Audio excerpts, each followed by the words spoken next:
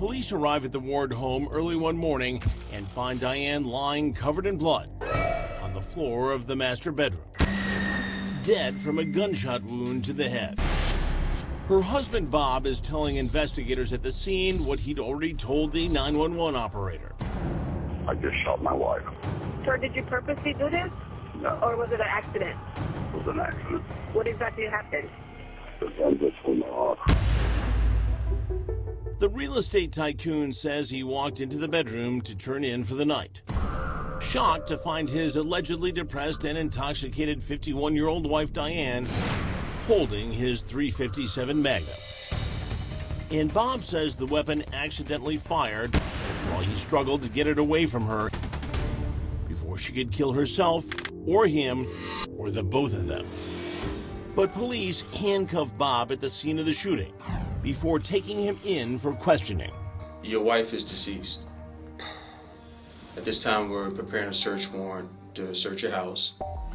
And as investigators scour the scene of the shooting for any evidence that might corroborate or contradict Bob's story, he's examined at the station for gunshot residue on his hands.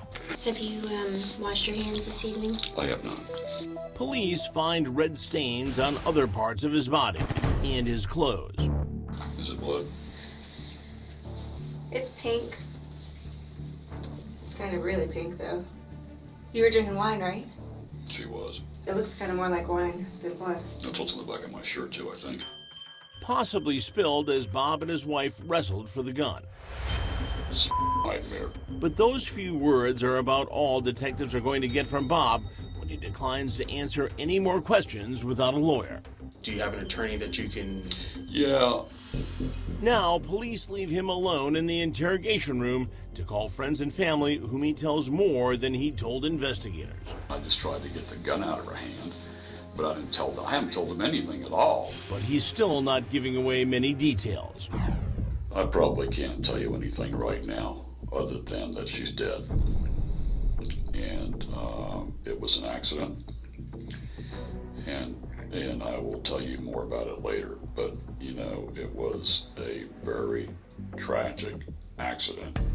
Bob appears confident he'll be cleared of any wrongdoing. I don't think I'm going to arrest. Andy says he's more concerned about his daughters and the effect the tragic news will have on them. Tomorrow, somehow I've got to do damage control with the children. That's the most important thing right here. Eldest daughter Mallory is in disbelief when her aunt calls to tell her what happened. I remember I turned to my roommate, and I don't know if you've ever been in shock. Your body shuts down. Mallory then breaks the tragic news to her little sister Sarah. I immediately hung up the phone and just lost it. But there's still more bad news awaiting the sisters. The next morning, their father was charged with the second-degree murder of their mother, Diane. I just remember being like, why? What? What crime has he committed? I was like, no, you know your father, you know your family, there is something here that you don't know. We all crawled in our bed and just cried. It was heartbreaking. And the family is horrified when Bob is put on trial on the strength of only circumstantial evidence. You don't even realize that it's real. It's so, oh my God, that only happens on a Law & Order episode. Forensic tests had concluded there was no trace of gunshot residue on Bob's hands, and only his wife Diane's fingerprints were found on the trigger of the alleged murder weapon. That says to me that my dad didn't pull the trigger. My mom did. And ended up with a bullet in the face.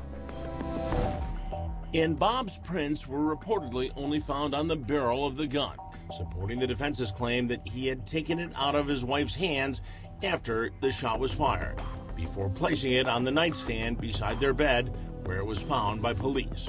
I can't tell you what happened. All I can tell you is that he didn't do it. His daughters had been proclaiming their father's innocence from the very beginning.